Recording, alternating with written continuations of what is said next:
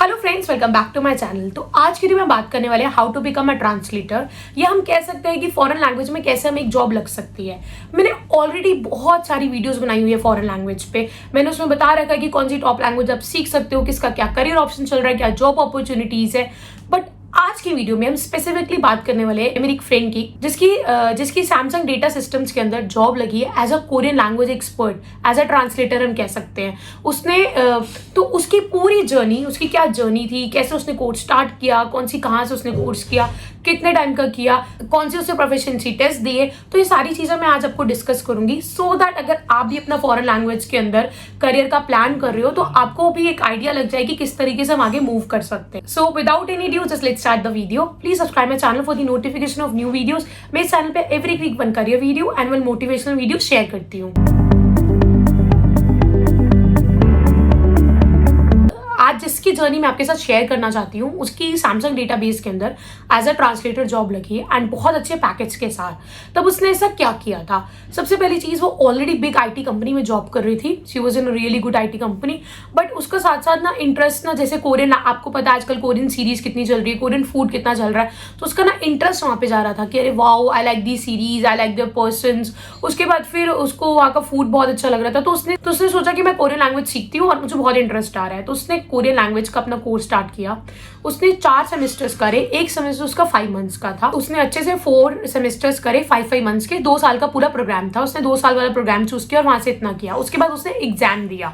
जैसे अगर हम बात करें इंग्लिश की प्रोफिशिएंसी टेस्ट, आइल्स होता है, टॉफिल होता है, वैसे सेम अगर हम कोरियन लैंग्वेज की बात करें तो TOPIK, test of proficiency in Korean language का इसने टेस्ट क्लियर करा और वहां पे उसका लेवल 4 क्लियर हो गए।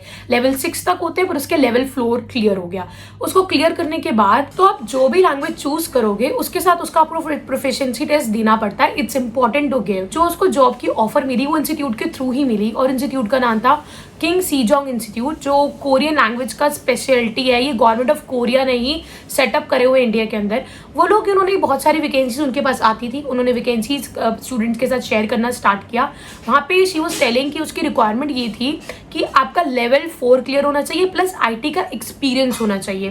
तो उसके पास ये ऑफर आया उसके मेल के थ्रू, तो उसको लगा यार I am eligible for that, मेरा आईटी का भी एक्सपीरियंस है ऑलरेडी और मेरे पास मैंने लेवल 4 तक क्लियर करा हुआ है। कंपनीज आपसे प्रोफिशिएंसी टेस्ट का जरूर स्कोर मांगेंगी। वो जरूर आपसे पूछेंगे कि कितने लेवल आपने स्कोर अचीव कर रखा है, कितने लेवल आपके क्लियर है।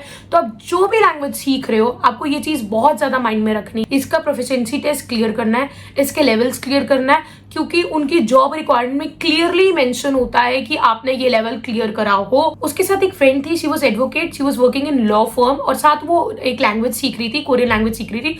उसकी भी बहुत प्लेसमेंट हो गई। किसी कंपनी से ये भी रिक्वायरमेंट आई कि अगर कोई लॉ का स्टूडेंट है और उसको ये लैंग्वेज आती है, तो आप समझ रहे हो उसके अंदर बहुत ट्रेमेंडियस ग्रोथ है। आप कुछ भी कर रहे हो उसके साथ अगर आपको एक लैंग्वेज आती है तो आपको एक एडिशनल पॉइंट जरूर मिलता है। अगर आप सिर्फ लैंग्वेज की तरह जाना चाहते हो, अगर आपने इसके अंदर ग्रेजुएशन करी हुई, पोस्ट ग्रेजुएशन करी हुई है, इसके अंदर फिर आपको डिफरेंट टाइप्स की जॉब्स अवेलेबल होती है।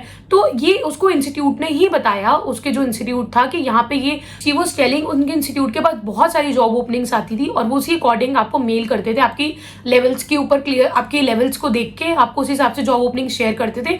उसी से उसकी फिर प्लेसमेंट हो गई। ये जो इंस्टीट्यूट है किंग सीजोंग इंस्टीट्यूट, ये कोरियन कंट्री ने ही आके इंडिया में डिफरेंट इंस्टीट्यूट ओपन करे हुए हैं। मैंने ऐसे इंस्टीट्यूट के बारे में बात ऑलरेडी करी हुई थी अपनी एम्बेसी प्राइवेट इंस्टीट्यूट्स वाली वीडियो के अंदर, कि इसके अंदर कौन कौन से प्राइवेट इंस्टीट्यूशंस है जो फॉरेन लैंग्वेज आपको ऑफर करते हैं। इसके अंदर मैंने ऑलरेडी बता रखा है कि कौन कौन से एम्बेसीज है जो ये चीज ऑफर करती है, कहाँ कहाँ पे इंडिया में लोकेटेड है। तो उसने one of the famous institution से ही करा जहां से उसको इजीली जॉब भी मिल गई। होते हैं जो दूसरी कंट्रीज ही यहाँ पे आके ओपन करती है, सो दैट वो अपनी कल्चर को, अपनी लैंग्वेज को दूसरी कंट्रीज में जाके एक्सपैंड कर सके, बढ़ा सके।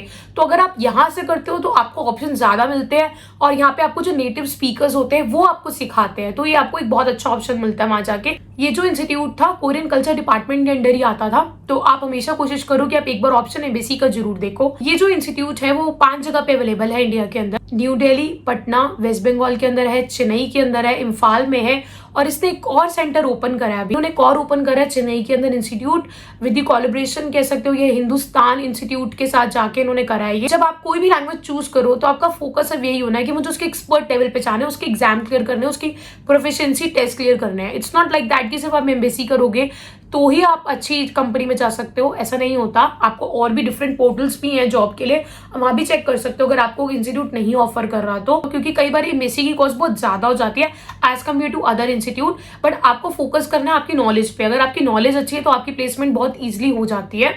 और आपको प्रोफिशिएंसी टेस्ट लेना है, जैसे उसने बताया कि मेरा टॉपिक 4 था, और कंपनी की रिक्वायरमेंट भी यही थी कि एटलीस्ट उसका टॉपिक 4 या अबव हो और उसका 1 ईयर एक्सपीरियंस आईटी में होना चाहिए। तो दोनों उसकी कंडीशंस मैच करी, जहां उसकी दोनों कंडीशंस मैच हुई उसकी वहां पे प्लेसमेंट हो गई। मुझे ना बहुत सारे लोगों के ना कमेंट्स आते हैं फॉरेन लैंग्वेज वाली वीडियो पे कि मैम मुझे बताओ मैं चाइनीज सीखूं, जापानीज सीखूं, चाइनीज और जापानीज सीखूं, या मैं कुछ भी ऐसे अलग से अलग अलग कॉम्बिनेशंस मेरे पास आते हैं मैसेज कमेंट्स के अंदर कि मैं कौन सा सीखूं। देखो पहली चीज मैं बताती हूँ, इट्स नॉट अबाउट कि कौन सी, मैंने आपको बता दिया कि किस किस लैंग्वेज का स्कोप बढ़ रहा है। मैं ऑलरेडी बहुत वीडियोस में शेयर कर चुकी हूँ कि किस किस लैंग्वेज का स्कोप बढ़ रहा है। अब आपका इंटरेस्ट कहाँ जाता है, जैसे शी वाज टेलिंग कि I was already interested in Korean language. आपको खुद ही रिसर्च करके फाइंड करना है कि कहाँ आपका इंटरेस्ट जाता है। अगर आपका किसी लैंग्वेज में इंटरेस्ट नहीं गया तो कोई फायदा नहीं है, आप कहीं से भी करो। पहले you have to find your interest. I don't know about you कहाँ आपका इंटरेस्ट है। आपको खुद अपना इंटरेस्ट फाइंड करना है, या आपको एक करियर काउंसलर पे जाना है जो आपको इंटरेस्ट आपका फाइंड करके दे थ्रू क्विजेज और थ्रू एक्टिविटीज कि आपका कहाँ पे इंटरेस्ट है। द बेस्ट ये होता है आप खुद अपना इंटरेस्ट फाइंड करो, उसके बाद you can make the decision. Don't take the advices from other. क्योंकि मैं इसलिए ये बात आपको बोल रही हूँ क्योंकि मेरे कई फ्रेंड्स ऐसे भी हैं जिन्होंने लैंग्वेजेस स्टार्ट करी and they ditch in between, they don't go further. वो आगे गए नहीं उस लैंग्वेज के अंदर। 3 महीने करा, 4 महीने करा, 6 महीने करा, उसके बाद उन्होंने छोड़ दिया क्योंकि उनका इंटरेस्ट ही नहीं था। उन्होंने जर्मन स्टार्ट कर दी, but German is also good language, but क्या हुआ, they leave it between. Chinese शुरू करी बहुत लोगों ने। जब भी एक फॉरेन लैंग्वेज का बैच शुरू होता है ना, उसके अंदर विद इन 6-7 मंथ और साल महीना बच्चे आधे हो जाते हैं क्योंकि उनका इंटरेस्ट ही नहीं बन पाता। आपको कोई बताए कि लैंग्वेज करे, उससे ज्यादा आपको इंटरेस्ट भी फाइंड करना है कि वेयर माई इंटरेस्ट लाइज और मैं कितना सीख सकता हूँ। That is totally important. और भी बहुत सारी फॉरेन लैंग्वेजेस की वीडियो है, आप चेक करो।